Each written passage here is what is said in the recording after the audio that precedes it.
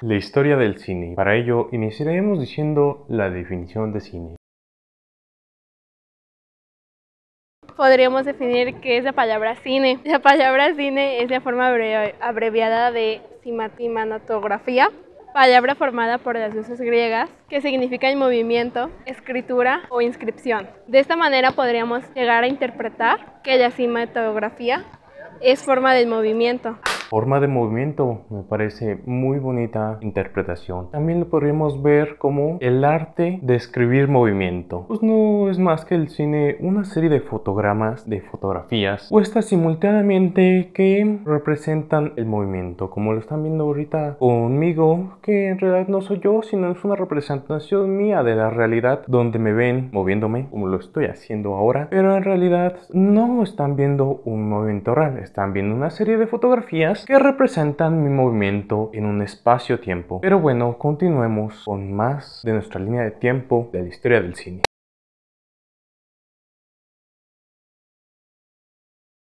La prehistoria del cine.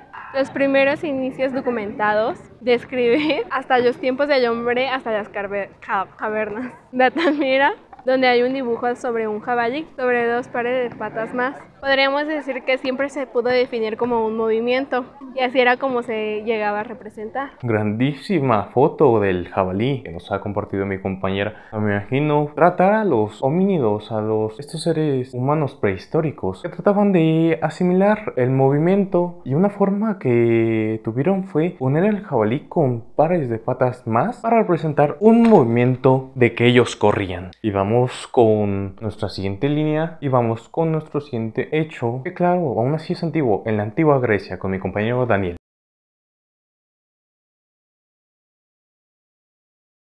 ¿Qué pedo? Hoy les vamos a educar sobre la cámara oscura, el cual se inició en la antigua Grecia en la época de Aristóteles. Se preguntarán en qué siglo, pues fue en el 4, que fue un precedente que apoyó a la cinematográfica, que literal, ¿cómo lo describió el fenómeno? Pues fue en una cámara oscura, literalmente fue un cuarto donde había un orificio, aportó demasiado la luz para que se proyectara cierta imagen invertida para la creación en el año de 1659. Aristóteles aportó al descubrimiento sobre el fenómeno, lo cual hizo ciertas anotaciones para que los demás pensadores pudieran crear el primer proyector, que en este caso sería la linterna mágica. Un interesante descubrimiento que tuvo Aristóteles. Se nota que era un gran pensador. Imagínense en su tiempo, si a lo mejor ustedes aún no lo descubrían, imagínense con las precariedades que los hombres en la antigua Grecia tenían, que Aristóteles descubriera esto es una maravilla, para serte sincero. Que es algo que hasta la actualidad lo podremos seguir usando, y se sigue usando en algunos talleres de fotografía, en la cámara oscura.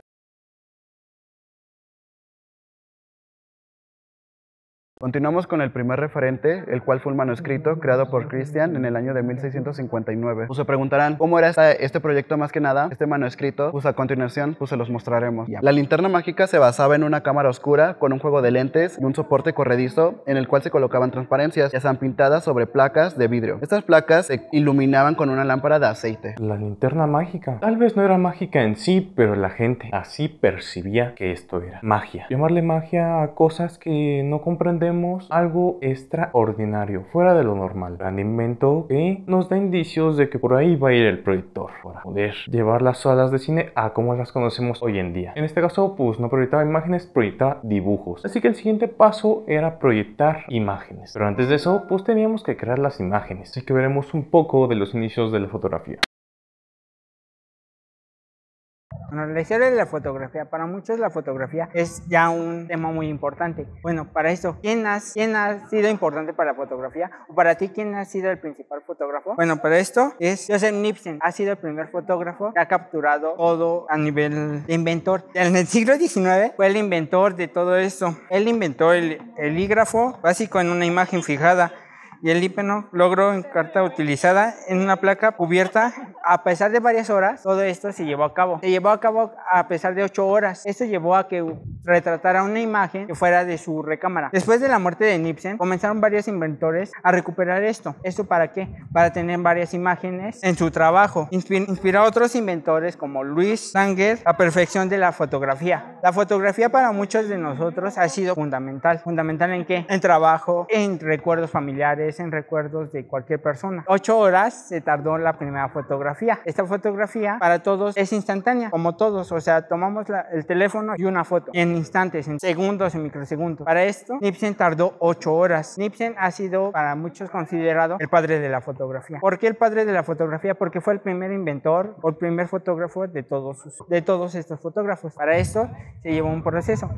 Ese fue el inicio de la fotografía. Para muchos ya es tomar el teléfono, tomar una fotografía y en segundos dar el resultado, ¿no? Pero a pesar de eso, llevó un proceso que fue evolucionando año tras año para que todos fueran resolucionando eso. Una foto que tarda 8 horas, imagínense. Demasiado tiempo y ahora más hacerlo video. 8 horas por cada fotografía para presentar un movimiento, creo que es algo imposible. O no imposible, pero sí muy difícil y te tardaría, a lo mejor una película, pues sí tardar demasiado tiempo, una vida, no sé. Ahora que tenemos la fotografía, ¿qué sigue? Pues claro, hacerla más rápida, un proceso mucho más rápido para no tardar esas 8 horas insufribles. Como dato, como decía mi compañero, vista desde la ventana de Legras, considerada como la primera fotografía, pero no la primera fotografía, sino la primera fotografía famosa, ya que la primera fotografía se podría decir que fue la mesa puesta, que fue una representación de la realidad de una mesa puesta, lista y dispuesta para hacer comida. Pero no estamos saliendo un poco del tema, así que continuemos porque la mejora de esta fotografía fue con su socio del mismo padre de la fotografía. Bueno, ahora tenemos el daguerrotipo, que bueno, a la muerte de Nietzsche, su socio Luis Daguerre continuó con su proyecto. Y este proceso precisamente se caracterizó ya que redujo drásticamente los tiempos de exposición y permitió que se realizaran retratos en menos de un minuto. Este proceso se distingue ya que la imagen está revelada sobre una placa unida como un espejo. La imagen revelada está formada por varias partículas de mercurio y de plata. Al ser reveladas con vapor de mercurio, esta formaba algún tipo de amalgama. Al ser expuesta con vapor de yodo, esta se volvía fotosensible. Después este proceso fue pasado en 1850 por el colodión. Este era un proceso mucho más rápido. Increíble que se haya mejorado la fotografía. Y después de que nos regalara el fundador de Kodak el rollo de 35 milímetros en una película perforada, ahora sí podríamos dar los primeros pasos para poder realizar el cine, una creación simultánea de fotografía. Una vez que el fundador de Kodak les proporcionara material fotográfico a Thomas Edison y William Dixon y crear un artefacto muy interesante. Hola, mi nombre es Ana y ahora hablaremos del kinestoscopio, que es un proyecto que va de 1889 a 1890. Este proyecto inventado por Thomas Edison y William Dixon. Fue un proyector que tenía como finalidad capturar imágenes en movimiento y plasmarlas en un disco rotatorio, el cual estaba perforado por una ranura estrecha donde hacía que entrara luz y de esta manera se lograba capturar 40 imágenes por segundo. Este dispositivo tenía como finalidad dar la ilusión de que se tomaran las fotos continuamente, pero sin la posibilidad de proyectarse en la pantalla. La película que poseía movimiento tenía que pasar por una lámpara eléctrica y por debajo de un cristal ampliador que se encontraba debajo de la parte superior de la caja del proyectador. Sí, este proyecto ya tenemos un minicine, tal vez como un celular, una visión individual, pero aún no es cine como lo conocemos hoy en día. Necesitamos proyectarlo a una pantalla para que puedan observarlo demás personas. Algo a como lo conocemos al día de hoy, el cine. El ritual de sentarse en una sala y observar una pantalla con demás personas. Y ahora vamos con el verdadero inicio del cine. Y por último nos encontramos con los hermanos Lumière, que podríamos decir que con ellos surgió el nacimiento del cine como lo conocemos actualmente. Y claro, podemos ver que su contexto lo llevaron a ser quienes son, ya que crecieron en Lyon, pero crecieron junto con su padre que tenía un estudio fotográfico. He ahí el detalle. Y no fue hasta 1881 que con tan solo 16 años, muy chicos, imagínense, ¿qué hacían ustedes a sus 16 años? Ya habían hecho pruebas para poder detener el movimiento en las fotos, capturando momentos momentos como su hermano lanzando un cubo de agua, con la cual capturaban un instante. Y esto fue gracias a que uno de sus hermanos consiguió un kinetoscopio, el invento ya hablado de Thomas Edison, el cual lo estudiaron a detalle para ver cómo funcionaba y hacer una mejora que dio como resultado un aparato mucho más simple con la capacidad de proyectar, funcionar como cámara, y a este le llamaron el cinematógrafo, un cuadrado más chico. Este consistía en una caja de madera con un objetivo y una película de 35 milímetros perforada,